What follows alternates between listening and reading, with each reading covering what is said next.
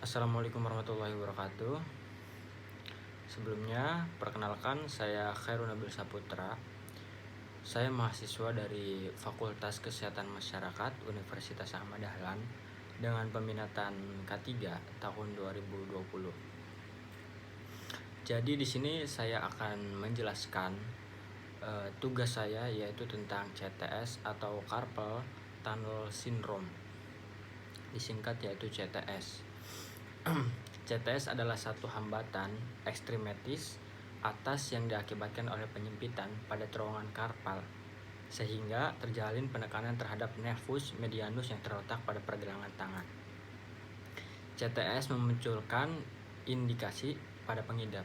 Indikasi yang terlihat pada pengidap CTS merupakan perih, mati rasa, kesemutan, dan parestesia. Ada banyak aspek lainnya pada tangan yang bisa mempengaruhi terhadap keadaan tersebut, antara lain gerakan berulang, kekuatan, bentuk badan, getaran, serta tekanan hasil yang memuaskan pada 90% masalah CTS.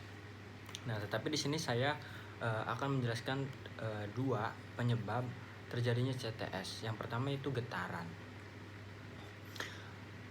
Untuk alat yang mengakibatkan getaran-getaran pada lengan atau tangan masih banyak digunakan dalam perusahaan. Selama bekerja dengan menggunakan alat, getarannya yang di bawah nilai ambang batas, maka begitu mendatangkan bahaya bagi kesehatan pekerja. Tetapi dalam industri pertambangan dan kehutanan, ada pekerjaan yang menggunakan alat-alat bergetar secara terus-menerus dengan nilai atas ambang batas, yaitu melebihi nilai ambang batas.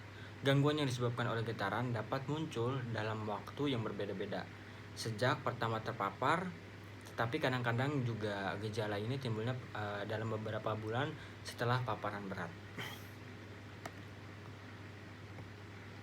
Carpal tunnel syndrome juga dikenal sebagai Eteramen neuropati atau jebakan saraf yang disebabkan oleh kompresi saraf medianus saat melewati terowongan karpal pada pergelangan tangan. Kondisi ini merupakan jebakan saraf yang paling umum, mencakup dari 90% semua neuropati. Gejala pertamanya ya seperti nyeri, mati rasa, dan parestesia, seperti yang pertama saya jelaskan. Untuk getaran sendiri, paparan faktor-faktor resiko pekerjaan seperti getaran tersebut, baik lengan atau seluruh tubuh, alat getar, angkat berat, gerakan berulang dan kuat, dikeluarkan dari penelitian. Oleh karena itu, terkait dengan kriteria include, good, dan off, yaitu setidaknya 5 tahun riwayat kerja sebelum sebagai pekerja VDOU harus mengesampingkan faktor resiko pekerjaan yang tidak terkait dengan penggunaan komputer dalam patogenesis karena menyebabkan getaran-getaran tertentu. Nah, yang kedua yaitu adanya CTS akibat gerakan berulang atau repetitif. CTS ya ini pertama kali dijelaskan itu oleh Sir James Paget pada tahun 1854. Tetapi istilah ini diciptakan oleh Maurice. Ini adalah sindrom neuropati kompresi saraf. Penyebab CTS paling umum yaitu neuropati arteri, diabetes mellitus, hipotiroidisme, obesitas, dan kehamilan. Namun, CTS memiliki hubungan pekerjaan kuat dengan pekerjaan yang melibatkan gerakan tangan yang berulang-ulang, sehingga adanya pembentukan CTS.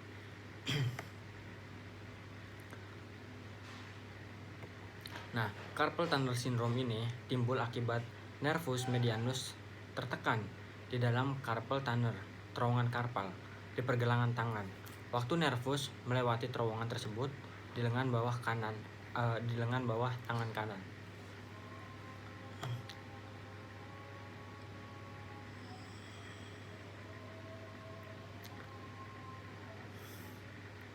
Bentuk pergelangan tangan tertentu yang mengakibatkan potensi CTS itu untuk berkembang karena peningkatan gerakan tangan yang berulang membuat subjek rentan terhadap CTS.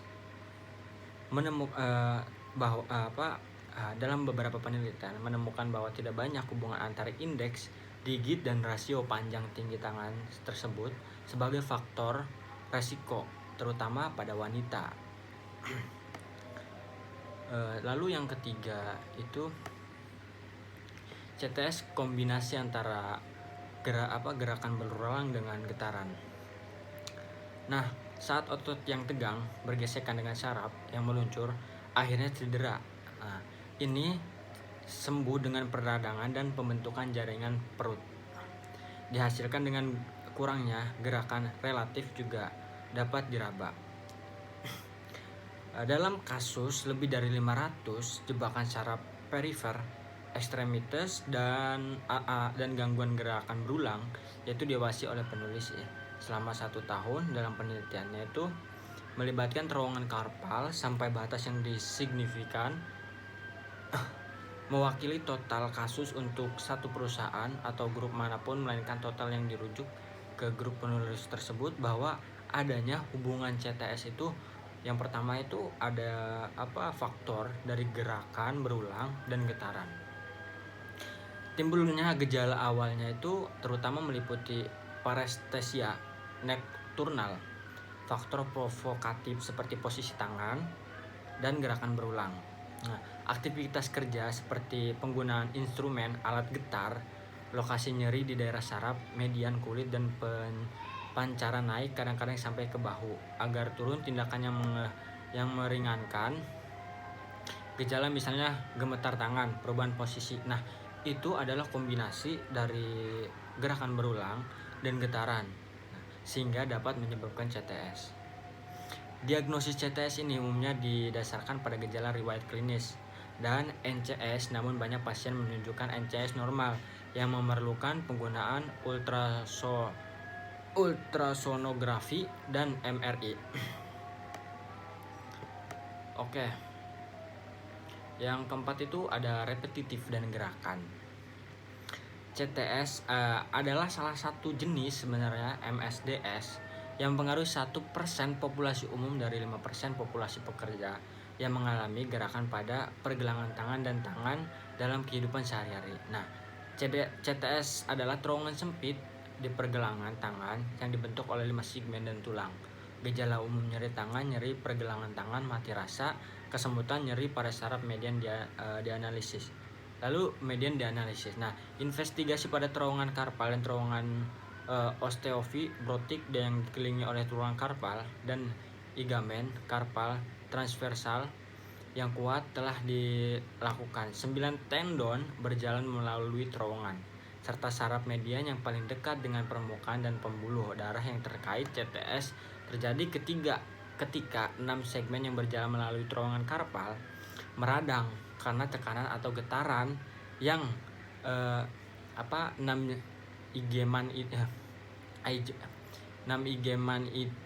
ligamen itu kecil namun bertahan lama atau berulang. Nah, itu yang dapat menyebabkan CTS dari repetitif dan gerakannya. Nah, terhadap 6 ligamen ini ada tadi tentang CTS oleh otot lengan dan tangannya bekerja terlalu keras dan terlalu tegang, mungkin menyebabkan masalah kekuatan otot telah dilakukan. Karena CTS ini disebabkan oleh getaran dan gerakan berulang. Selanjutnya yaitu CTS adalah gerakan repetitif. Itu gerakan monoton pada pergelangan tangan, paparan getaran, kuat cengkraman, mengangkat beban berat, sikap tubuh tidak alamiah hingga lamanya bekerja. Nah, cukup dari saya, Khairul Nabil Saputra. Kurang lebihnya saya mohon maaf. Billahi taufiq wal hidayah. Jika memang ada kekurangan dalam penjelasan saya memohon maaf karena di sini saya posisinya masih belajar. Dan apabila ada penjelasan yang begitu menarik untuk para penonton atau yang menyaksikan video ini, semoga ini bermanfaat bagi kalian. Kurang lebihnya saya pamit. Khairul Nabil Saputra. Assalamualaikum warahmatullahi wabarakatuh.